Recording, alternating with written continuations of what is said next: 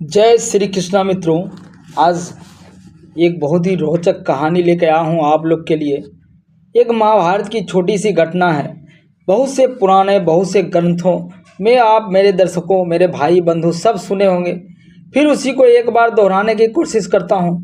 अगर महाभारत कथा की बात हो जिसमें श्री कृष्ण का नाम न हो और वीर अभिमन्यु का नाम न हो, अर्जुन का नाम न हो, कर्ण का नाम न हो, तो ऐसा हो ही नहीं सकता कि वीर अभिमन्यु एक ऐसे योद्धा था तो 16 साल की उम्र में ना जाने कितने महान योद्धाओं को पराजित कर वीर गति को प्राप्त हो गए।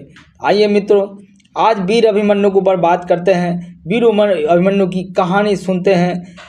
मित्रों, अगर ये कहानी वीडियो अच्छा लगे तो एक लाइक कर दीजिएगा और दोस्तों को भी शेयर कर दीजिएगा। चलिए मित्रों, बिना देर के हुए चलते हैं कहानी की तरफ। मित्रों, आप तो जानते हैं महाभारत युद्ध में गुरु द्रोण ने चक्रव्यूह की रचना की थी और यह चक्रव्यूह तोड़ना पांडवों के सेना में सिर्फ 2 ही आदमी जानते थे। एक थे वासुदेव कृष्ण जो नारायण और दूसरा अर्जुन। ये 2 को छोड़ करके तीसरा किसी ने भी चक्रव्यूह की शिक्षा नहीं ली थी और यही दोनों तोड़ना जानते थे। और वीर अभिमन्यु का चक्रव्यूह का ज्ञान जो था वह अधूरा था। हुआ ऐसा, सब लोग कहते हैं कि वीर अभिमन्यु भगवान श्री कृष्ण का भांजा था, फिर उसने अभिमन्यु को क्यों नहीं बचाए। वो तो जानते थे कि आज अभिमन्यु का वध हो जाएगा। आज गुरु द्रोण ने युद्ध में चक्रव्यूह की रचना करेंगे, फिर भी अभिमन्यु को नहीं बचा पाए। और 2 भाइयों से के बहकावे में आकर अर्जुन श्री कृष्ण बढ़ते बढ़ते अलबल की ओर, मत्स्य देश की ओर चले गए, जहाँ से लौटना सूर्यास्त से पहले बहुत ही असंभव था, नामुमकिन था।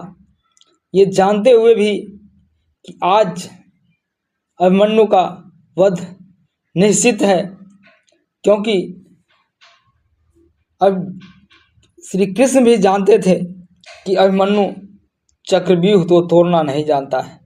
और वीर अभिमन्यु तो स्वयं शिक्षा लेते भगवान श्री कृष्ण से धनुर्विद्या की। फिर ऐसा क्यों किया, इसके पीछे की कहानी मित्रों हम सुनाते हैं। त्रेता युग मर्यादा पुरुषोत्तम श्री राम का था। उनका युग में कई राक्षसों को नाश हुआ। जब युग बदला उसके बाद आए द्वापर युग। द्वापर युग में भी जब बोलते हैं जब भी पृथ्वी पर अत्याचार होता है तो भगवान किसी न किसी का रूप में जन्म लेते हैं। ऐसे ही हुआ द्वापर युग में। द्वापर युग में अत्याचार बढ़ते जा रहा था। अत्याचार को बढ़ने के देखते हुए देवलोकों में पंचायत बुलाई गई। भैया क्या होगा, ये मानव लोकों में तो बहुत अत्याचार है, सारे राक्षसों ने मानव जाति को जीना हराम कर दिया, बहुत अत्याचार हो रहा है, अब क्या किया जाए। तब सारे लोगों के कल्याण के लिए तो एक ही है, वो है नारायण श्री हरि विष्णु। तब बोलते श्री हरि विष्णु को वापस इस द्वापर युग में कृष्ण के अवतार में भेजने का आयोजन हुआ। तब भगवान श्री कृष्ण कहते हैं हम तो जाएंगे, लेकिन आप लोग के ओर से कौन कौन जाएगा।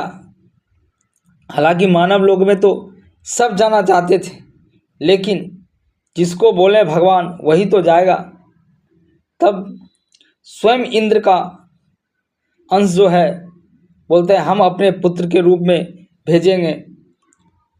तब सूर्यदेव को पूछा गया, बोले हम भी अपना पुत्र भेजेंगे पृथ्वी पर। जब मान ले जब इंद्र का पुत्र तो अर्जुन है और सूर्य का पुत्र कर्ण है और धर्मराज तो स्वयं बोले हम युधिष्ठिर के रूप में जाएंगे। और नकुल सहदेव भी देवता के पुत्र के रूप में आ गए। और यहाँ सब जब आते आते सब जब चलने लगे तो भगवान श्री कृष्ण कहते हैं चंद्रमा से आप क्या भेजना चाहते हो। तो बोलते हैं नहीं प्रभु, मैं अपने पुत्र को नहीं भेजूंगा, क्योंकि मैं अपने पुत्र से बहुत प्यार करता हूँ और मैं इसके बिना ज़्यादा दिन तक नहीं रह सकता। आप उपाय बताइए कि कम से कम दिनों में हमारा पुत्र हमारे पास वापस आ जाए। तब श्री हरि विष्णु कहते हैं ठीक है। जब श्री हरि विष्णु ठीक है कह दिए तो वो भी खुश हो गया। बोले कि कितने दिन तक आप रह सकते हो पुत्र के बिना?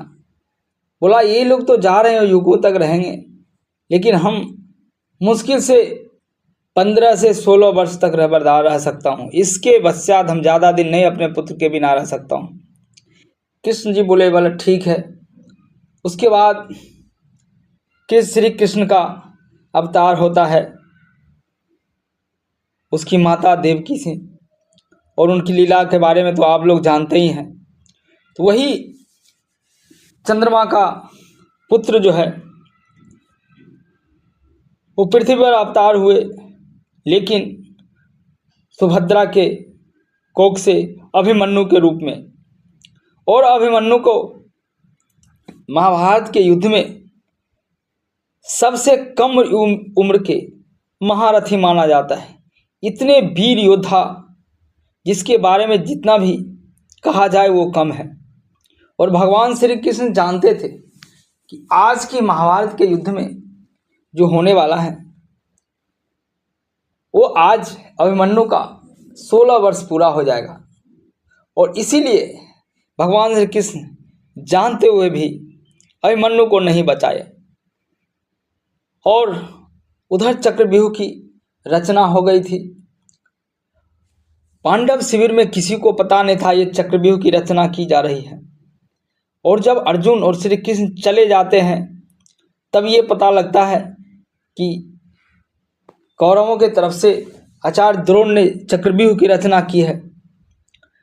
तब पांडव के सिर में बहुत ही चिंतित हो जाता है।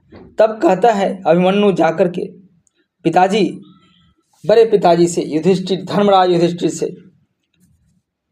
बड़े ताऊ, मैं चक्रव्यूह को तोड़ना जानता हूँ लेकिन मुझे निकलना नहीं आता।